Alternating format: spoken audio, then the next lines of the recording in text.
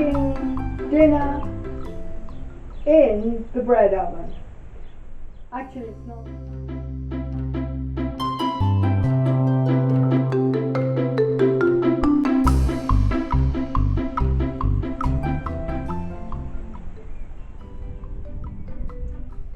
To use a wood-fired oven economically, you have to get as much food cooked in it as you possibly can for the amount of wood that you're using. If all you're going to do is one pizza, it's an awful lot of work to go to. Pizza's going to taste amazing. I mean, maybe that is worth it, but it's an awful lot of work and an awful lot of time for one pizza.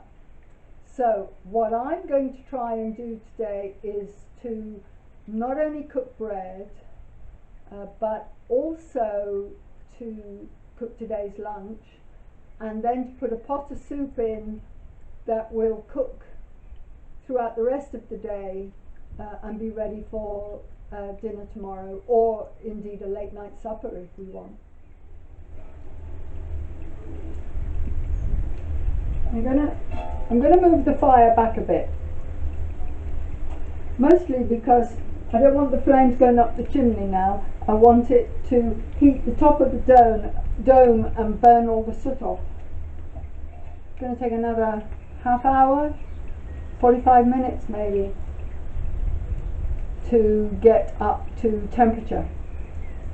At which point I will close the chimney off and shut the door so the fire goes out.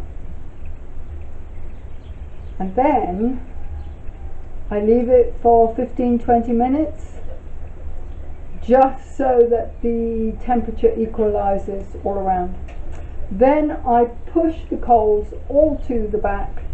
With a proper bread oven, you'd take the coals out and the bricks would retain the heat.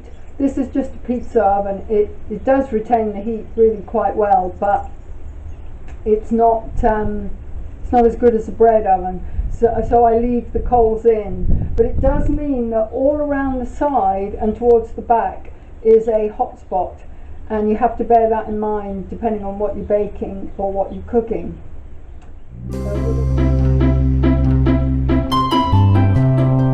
A lot more wood needed. There you can see the beautiful white dough. It's very, very clean in there, and I'm just waiting until those coals burn down a bit more and we'll be ready to go, or almost ready to go. Yep, that looks good to me. What I'm going to do now is I'm going to push the fire all the way to the back and out to the sides. I'm going to close the chimney and I'm going to shut the door.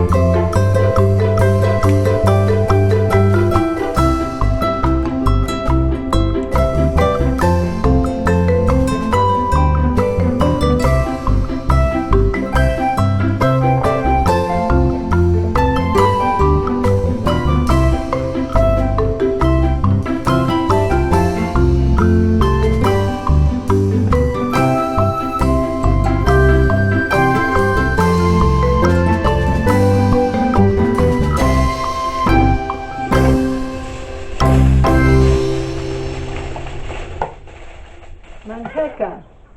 This is manteca de cerdo. It's lard, basically.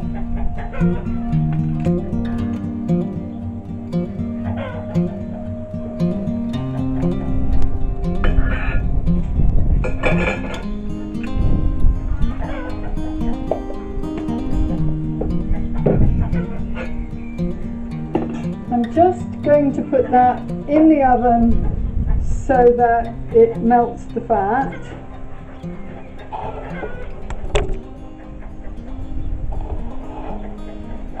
The oven is,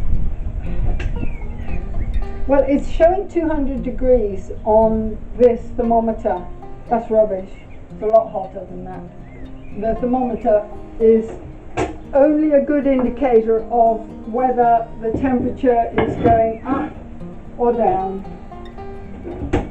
It is not a good indicator of actually what temperature the oven is. When it's a cold day, like today, the oven loses its heat faster than if it was a warmer day.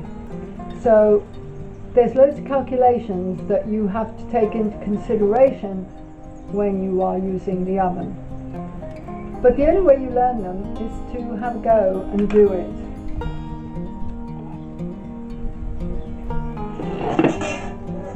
I don't think it's super hot, no, but it will just stop these from burning on the bottom, the fact that I melted it first.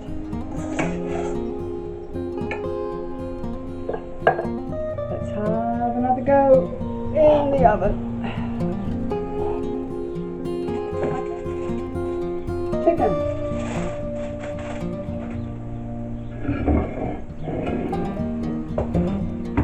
Bread rolls. I have no idea if the oven is at the correct temperature or not. The way you do it, check the temperature, is you stick your hand in and see how long you can leave it there. Seems about right.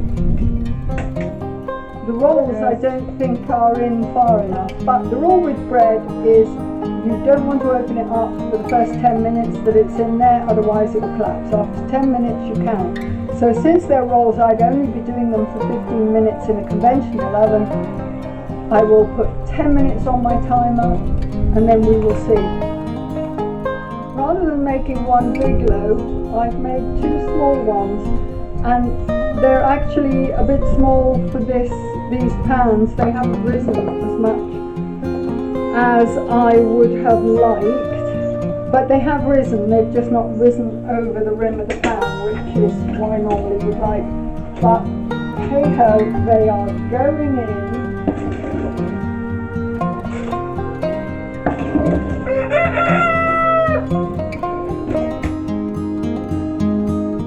Next up,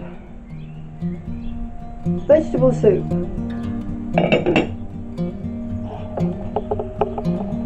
That will go into the oven once everything else comes out, and I will just leave it there for several hours. Sometimes I leave it overnight, and the soup is perfect.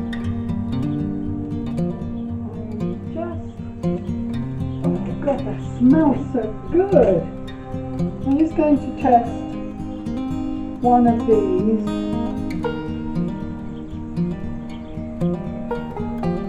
They are perfect. Okay. The rolls are coming out.